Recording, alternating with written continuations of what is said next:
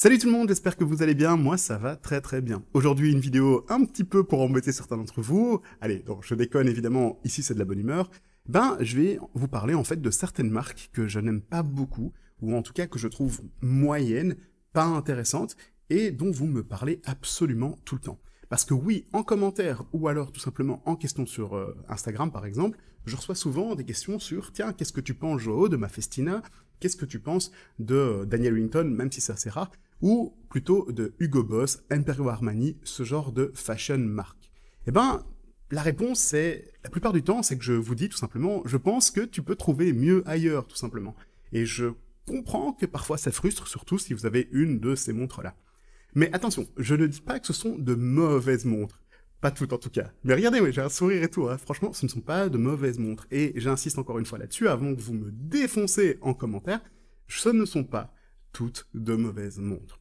Cependant, si on prend par exemple le cas Festina. Festina qui est un grand groupe de montres assez connu, surtout en Europe, et c'est un groupe de montres espagnoles qui possède en plus pas mal de marques, de sous-marques je dirais, comme Jaguar, Lotus, qui ressemblent d'ailleurs beaucoup trop au Festina. Regardez ici, si on prend une Festina et tout d'un coup on a ici une Jaguar et une Lotus, vous avez déjà l'un des gros problèmes. Où est l'identité visuelle? C'est déjà les mêmes montres. Les montres sont dispersées à peu près partout, et c'est le gros problème pour moi de Festina, c'est qu'ils partent dans tous les sens. Ils ont des montres connectées, des montres à quartz, des montres automatiques, ils ont absolument tout type de montre et tout style, parce que le but c'est d'être dans sur le plus de poignées possible. Et je peux comprendre, hein, c'est une stratégie comme une autre, ils veulent être très abordables, plus ou moins de qualité, parce qu'ils ont quand même des montres de qualité, et à peu près partout. Et en faisant ça, pour moi, ils ont plus vraiment d'identité visuelle. Je reconnais pas forcément une Festina, il suffit de lui enlever le nom, vous savez pas que c'est une Festina, et le problème, il est là, quoi.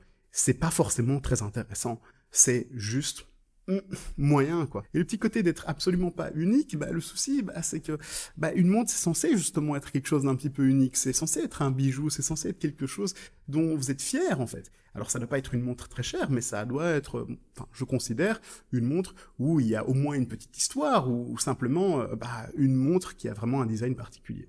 Donc, pour moi, là, c'est là que ça marche pas avec Festina. Mais si le rapport qualité-prix, c'est la chose que vous aimez bien, c'est vrai que Festina, pour ça, ça passe. Le problème, c'est qu'il y a des alternatives à ça, et je préfère ces alternatives, par exemple le Casio. Chez Casio, les gammes sont variées, mais c'est déjà beaucoup plus unique, on reconnaît une Casio, on sait très bien quand c'est une Casio rétro, une G-Shock, une gamme Edifice, par exemple, et je trouve qu'elles sont bien plus sympas, souvent de meilleure qualité, des fois moins chères, et donc, voilà quoi. Déjà, juste pour ça, c'est pour ça que je préfère parler de Casio sur la chaîne plutôt que de Festina. Passons à une autre marque, passons à Fossil. Alors oui, si vous allez sur le site de Fossil, vous allez d'abord voir des montres. Mais aussi, à côté, vous allez voir des sacs, des bijoux et des écharpes, par exemple. Et donc, quand on achète une montre, pour moi, on devrait acheter avant tout une marque horlogère. Parce qu'on doit acheter des experts qui vont faire des produits de qualité. Et même si, par exemple, Fossil possède d'autres marques, par exemple, comme Zodiac Watch, qui sont des montres incroyables, vraiment, les Zodiac, c'est vraiment top. C'est de toute beauté. Mais on a l'impression que c'est complètement une division à part, et que la marque Fossil en elle-même, ne veut dire plus grand-chose, en fait. Pour un œil comme le mien, donc un œil d'expert, je rigole évidemment, il suffit de voir un petit peu les spécifications techniques pour voir que la montre, ça va pas du tout. Par exemple, j'ai vu celle-ci, je la trouvais très sympa, elle ressemble à quelques montres, elle a l'air super belle. Mais en fait, quand on commence à regarder, on se dit, c'est juste l'image qui est belle, parce qu'une fois qu'on commence à voir la montre en main, on se rend vite compte qu'il y a un souci avec, par exemple, la police de caractère du logo, ça a l'air pas du tout visible, ça se voit que les détails sont pas ouf, et elle a l'air vraiment épaisse cette montre. Alors qu'en fait, si on regarde par exemple encore une fois chez Casio, pour le même prix, regardez ce qu'on peut trouver. Elle est oufissime, et celle-ci possède un verre saphir, et il y a toutes les spécifications techniques, et vous avez là vraiment une montre absolument magnifique. Donc voilà, juste là l'exemple vous prouve encore une fois que vous pouvez trouver mieux ailleurs. Et j'en ai pris juste une comme ça par hasard. Et maintenant, ça va peut-être étonner certains d'entre vous, je vais parler de certaines fashion brands. Ce sont les marques, on va dire, de montres, qui sont avant tout en fait des marques de prêt-à-porter par exemple, ou d'autres trucs, où c'est pas leur business du tout, mais ils vendent des montres parce qu'ils ont leur magasin et qu'ils ont des marques, on va dire, reconnues. La marque qui revient le plus souvent, vous allez halluciné, c'est Imperio Armani. Je ne sais pas pourquoi le nombre de fois qu'on m'envoie tiens, qu'est-ce que tu penses de cette marque-là? On m'envoie des photos, on m'envoie des montres et on me demande ce que j'en pense. C'est vraiment très difficile à répondre pour moi. Donc ce que je dis encore une fois, c'est il y a mieux ailleurs. Ça me semble logique. Prenons celle-ci par exemple. Celle-ci, la première chose, c'est qu'elle m'a sauté aux yeux parce qu'elle ressemble beaucoup à la Vox Ultima N4 que je vous ai présentée il y a quelques temps. Alors oui, la Gavox, c'est 700 €. 700 €, c'est beaucoup plus que ce prix-là. Cependant, il y a beaucoup plus d'informations, on sait ce qu'on achète, on a un verre saphir, on a un mouvement automatique, on a des finitions absolument incroyables. Donc, on se dit, on sait jamais, regardons les spécifications de celle-ci. Et là, qu'est-ce qui se passe quand on regarde les spécifications techniques? Et là, excusez-moi, ça me fait vraiment rire, enfin, ou pas, ça fait pleurer plutôt. Vous allez avoir droit au logo de la marque. Et c'est à peu près tout. Vous avez juste les dimensions et le logo de la marque. J'entends tout le monde. Je sais très bien que quand on achète des vêtements, une montre, le logo, c'est super important pour certaines personnes. Le logo, je veux dire, la marque en tant que telle, c'est important. Mais je pense que avant tout, il faut acheter une marque par rapport à ce qu'elle sait faire de bien. Si on prend par exemple une marque de montre très connue, qui coûte très cher, donc par exemple cette Omega Aquaterra 150M, qui est une montre absolument magnifique, elle coûte 5700 €. Mais là, je vais vous montrer la différence. Il suffit d'aller voir sur la fiche produit, et sur la fiche produit, on voit tout un paragraphe énorme sur juste le mouvement qui est en plus un mouvement, donc c'est le mécanisme qui fait fonctionner la montre, qui est un mécanisme Omega.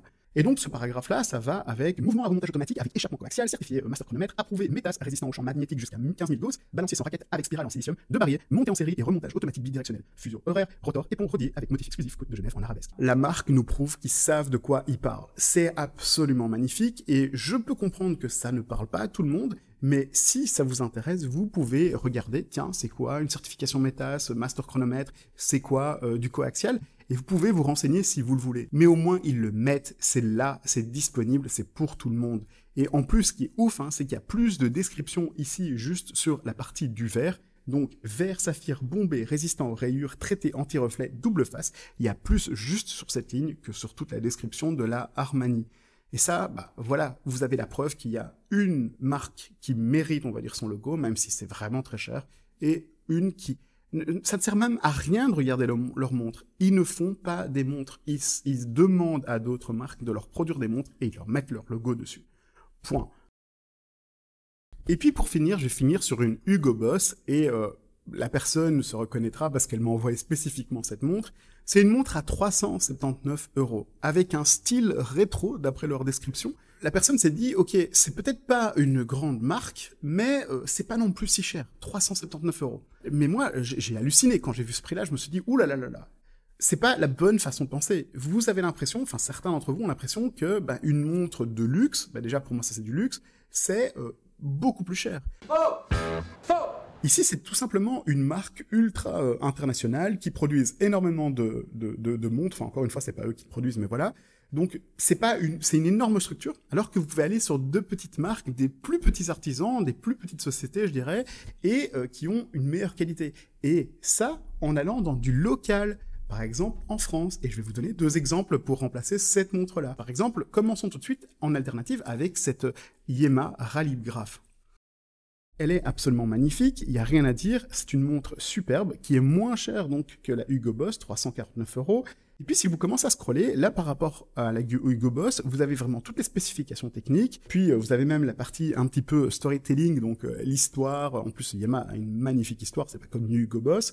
Si vous allez sur Instagram, vous allez trouver aucune image quasiment des montres Hugo Boss, alors que sur Insta, vous allez trouver énormément, et il le montre ici, des photos de personnes qui sont super contents de leur Navigraph, ou Ralligraph, pardon.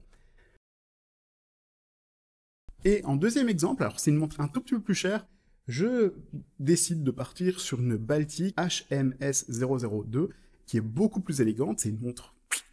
Là, vous avez le style avec ce genre de truc, beaucoup plus petite.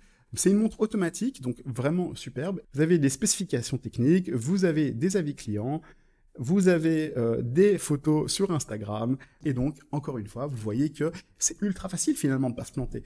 Vous suivez la chaîne YouTube, ici, montrez-moi, vous regardez un peu les montres que je vous propose, et si je parle pas de Festina, si je parle pas de Armani, ou à part ici dans une vidéo un tout petit peu plus négative, eh ben, c'est que ça n'est pas intéressant. Moi, je vais vous parler toujours de marques que je trouve super cool. Et d'ailleurs, ça me fait penser que je dois encore faire la vidéo sur les micro-marques partie 2. Donc, n'hésitez pas à vous abonner, à mettre un petit pouce, ou en tout cas à suivre les prochaines vidéos si ça vous intéresse. Et si vous n'avez pas vu la partie 1, ben, je vous la mets ici, là, quelque part. Il faut pas que j'oublie, là, de vous mettre cette vidéo avant de partir. Allez, salut, à la prochaine!